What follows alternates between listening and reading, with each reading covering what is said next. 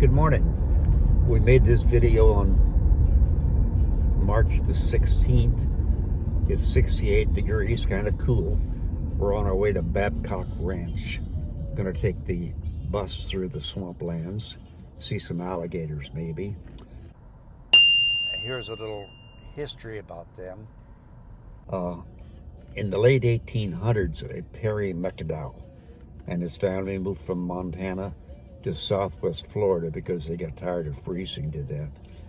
They were gold miners, very successful. They purchased 156,000 acres in southwest Florida, called it the Crescent B Ranch. Then in 1914, a man named Babcock from Pittsburgh came. He purchased it, renamed it the Babcock Ranch, and started operating it as an active ranch. He died, and his son took over, and his son Fred died in 1997. The heirs tried to sell it to the state of Florida, but they finally gave up. So in 2005, the present owners purchased it.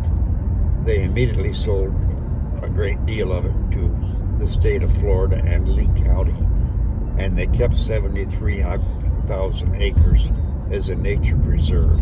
That's what we're going to visit today, and it's about an hour drive away, and we're not going to show you the road. We're just going to see you when we get there, so wait for us.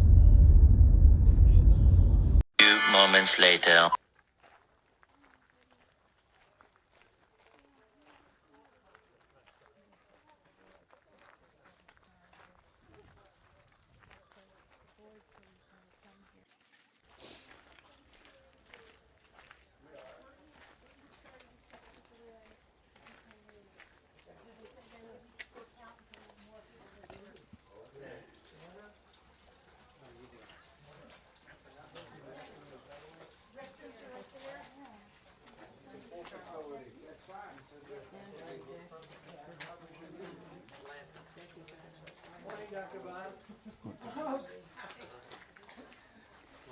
Okay, here we go.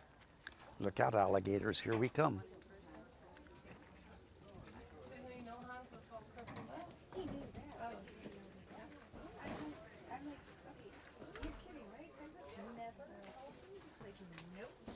And I still talk to you? Yes. Why don't you?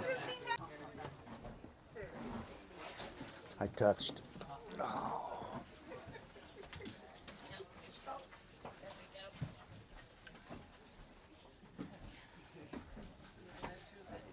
Welcome aboard.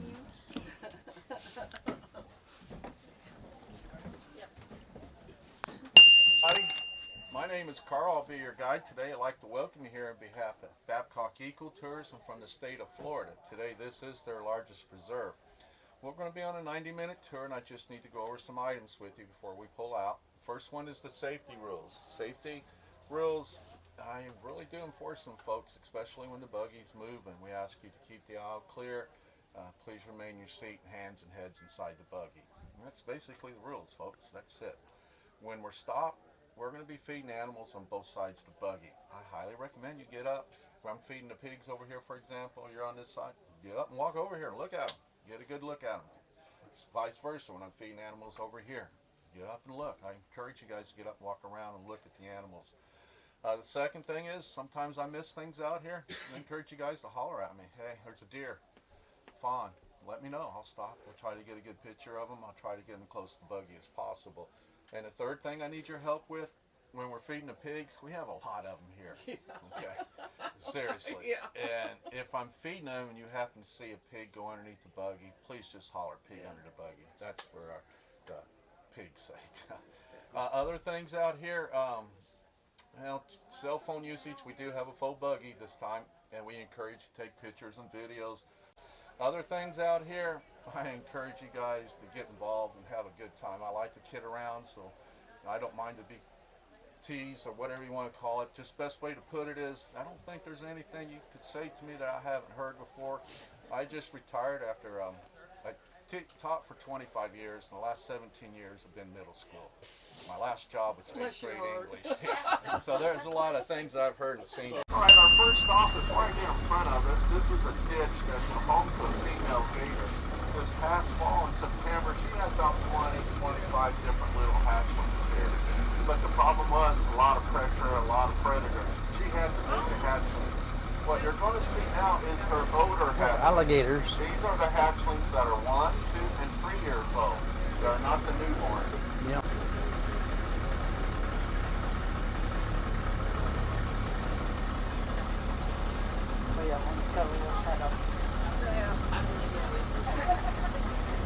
All right, we will be ended here where we're starting at. That will be our last stop on our.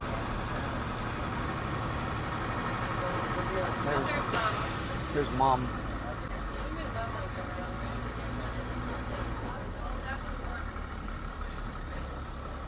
Where's my baby at?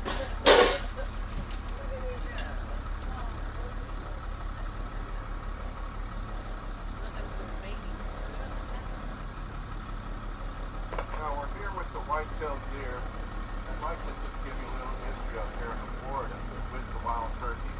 You're going to notice, especially if you're from the north, our deer aren't that big. That's a full-grown female deer there. Oh, look at the piggies. Oh, look at that baby. There's a baby.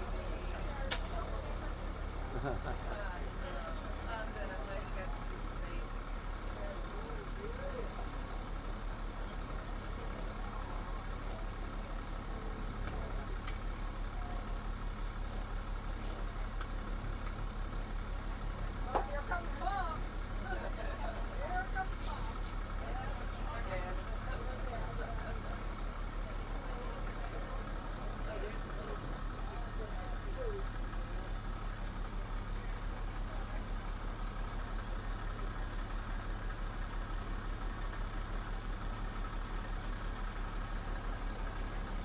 Do they do anything to thin out the herd of the pigs?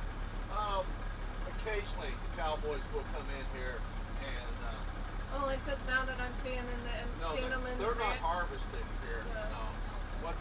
Over here on the left, we do have a sand-dome crane. Let me see if I can get it closer, and I'll give you a history of this bird.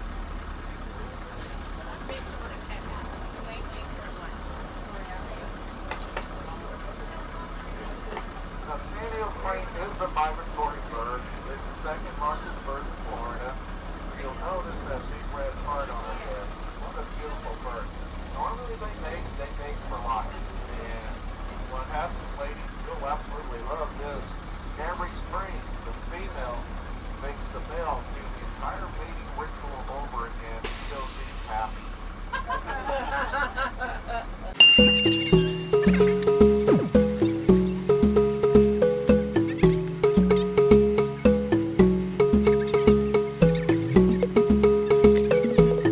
This up here, we've been having problems with some wild animals in this area, mainly with the raccoons.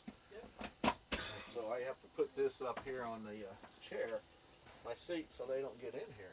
The last time was squirrels. Was it squirrels that were in here? Yeah, we had like 5 of them in the bus. All right, now we have a choice here. We can get off the buggy and we can walk into the swamp. That's no big deal. I'll show you a 300-year-old tree and these, and then we'll come back out, and there's another surprise I'd like to share with you. So does everybody want to get off and take a walk into the swamp? Let's go.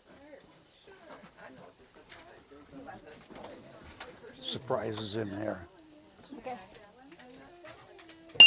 in the 20s, this was on a pontoon. A big barge was behind it, and it also had equipment and a crane. And what happens is, it was out in the swamp in the wintertime, just laid on the ground, like the trees they cut down. Summertime comes, this would float, the barge would float, the trees would float. Employees would connect that to the skidder, they would pull it into the skidder and put them on the barge. There was only one problem, and that's the knees that we're going to see in here. The knees we've seen are secondary, and I'll show you what 300-year-old knees look like. They would be pulling these big trees in, pow would get stuck on those knees, that chain of rope would break, and they did have a few fatalities. The person there at the handle did take the brunt of that. That's why they made $2 a day in hazardous pay. All right, let's go ahead and walk in here.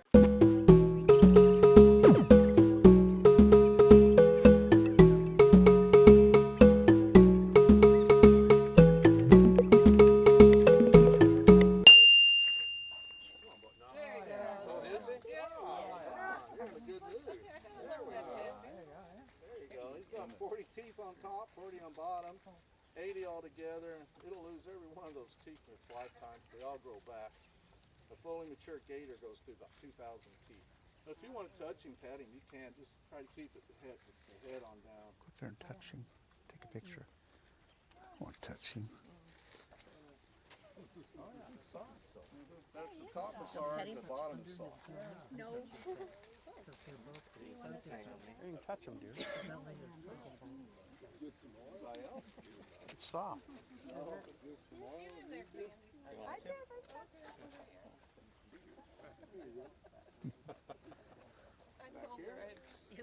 I told her that you might be able to cut a gator, and she's like, I I'm want not to see. touching that gator. I want to see the gator.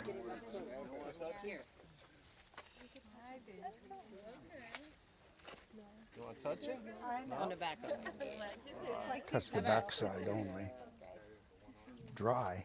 I felt A like little dry. Yeah. Yeah, he's a baby. Yes, he is. About a year old. Anybody here? That's what I said. No? That's the driest I've ever seen. I've never been here with It is dry now, It is dry. Yeah. unfortunately. You can pet him, Marissa. Yeah, yeah. Very smoothly. There you I think go. they found one up in Michigan. It doesn't feel like Anybody else? They knew it was a Probably take a picture of it. Probably take a picture of it. Oh, take a picture, you guys?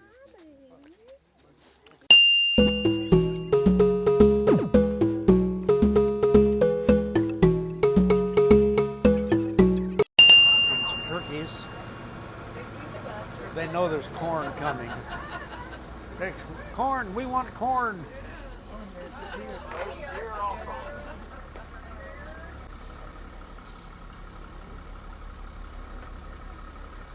Oh, here comes another deer. Deer to the right.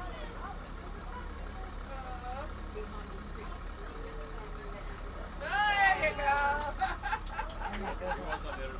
Yeah. You see them? Running? Oh,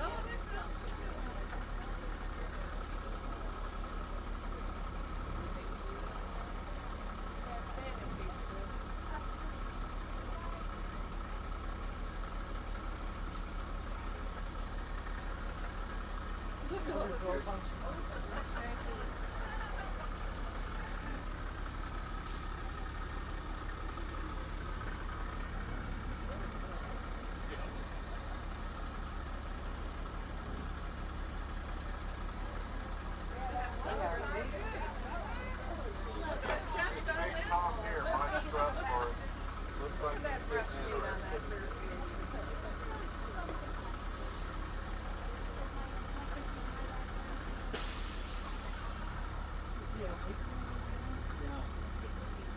Alright, it's time to roll out of this area. We have a couple more Sandio cranes. Alright, let's go ahead and talk about the commissary. That's over here to the left. You'll see this big building. This was built in the 20s by Edward. And when he built in the 20s, there was no running water, electricity here. Today, this building is still in use. Its offices are in there by Tarpon Blue, the land management group. The state of Florida has offices in there. Our fire marshal has an office in there and a room. I know the last 3 months they've been doing controlled burns here on the ranch, about 2 or 3 a week. And so the cowboys do help with that also. So let's go back to the 20s, Ruville, the community that Edward built. The commissary here in the 20s up on the 2nd floor was the park manager and his family. Next to him was the bachelor teacher. So again, they didn't have to leave the ranch to get an education. It was provided here. First floor, the life of Ruville. This is where you go do your banking. You had a payroll office, a post office, a place to buy food, a place to buy clothes, a doctor's office. In fact, the doctor would take care of your cuts and bruises. He did for children. He was the mortician. And see the barber chair? For 2 bits, he'd cut your hair. Anybody know what 2 bits is worth today? A quarter. So a quarter, he'd cut your hair. But that wasn't his last job, folks. You might see him a little bit later and say, Doc, I got a toothache. Now he became your dentist, and he would pull your teeth also. How did Edward keep the doc here on the ranch? It was pretty simple. He made each employee pay him 40 cents a month. Believe it or not, this was Florida's first HMO. Seriously was.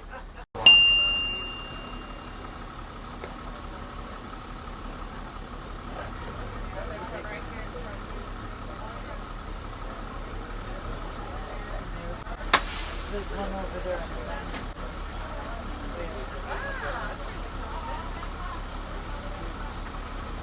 But it's not raining at my house. Or he